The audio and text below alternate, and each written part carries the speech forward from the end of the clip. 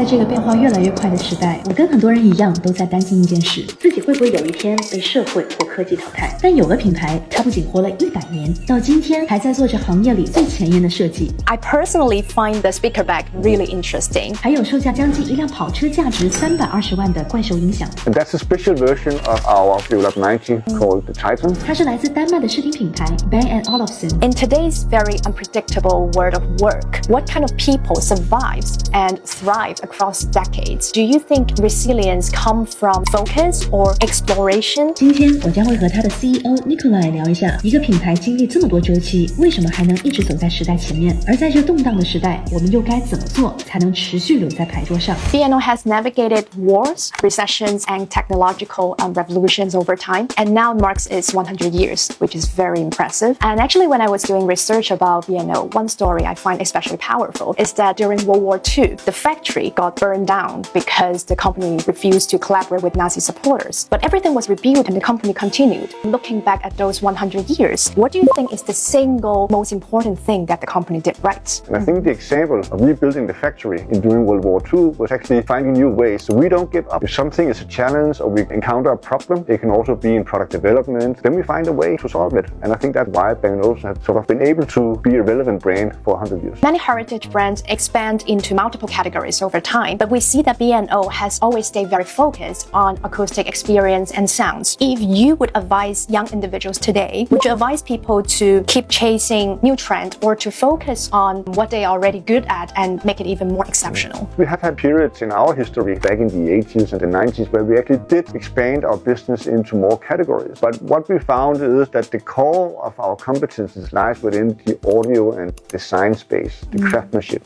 space. And we feel we can create much more value and great experiences for our customers if we stay focused on what we are really, really good at, and then keep, of course, adding new layers depending on how the world is developing. I would say to the younger generation that you need to find something that you're really passionate about, because it's passion that gives great results, but the passion has to drive the work, so you think it's great to also do the work for the company that you are working for. But then you need to be mindful, of course, what's happening in the world. So understanding technology is, of course, very important today. It is for young people. It is for people like myself, but it is also for a company that's 100 years old. So you add the new technology piece and what's really the new trends into the passion that you have. That's a great perspective. And I know in Denmark office, you have a wall where displayed employees that has been with the company for over 25 years, which is very impressive. In today's very unpredictable world of work, if you have to rank it, skills, adaptability, and mindset, how would you prioritize them? I would prioritize mindset as the first thing. It's sort of, if you believe you can do something, then you're also already on your way to getting it done. The next thing I would say is adaptability. The world is changing faster than ever, so you need to be very agile and have a flexible mindset to the things that you're experiencing. And then, of course, skills is very important as well. But if you have the mindset and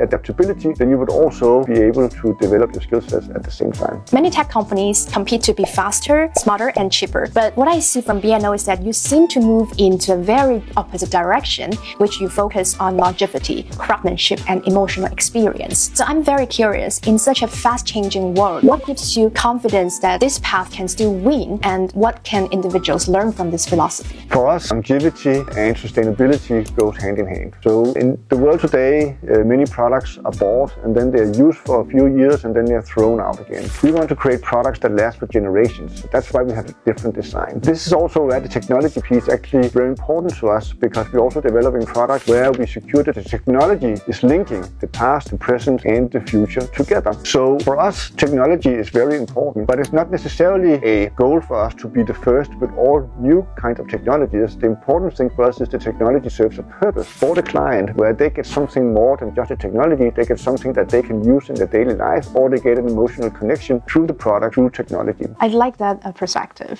那天和 Nikolaj 聊完，我有一个很深的感受，在科技越来越强的时代，真正不会被替代的，从来不是技术，而是那条我们每个人都能建立的足够清晰的主线。先把自己的优势做到极致，再根据世界的变化不断叠 buff， 好像走到最后才发现，走得最远的人往往不是一开始就冲得最快的那一个。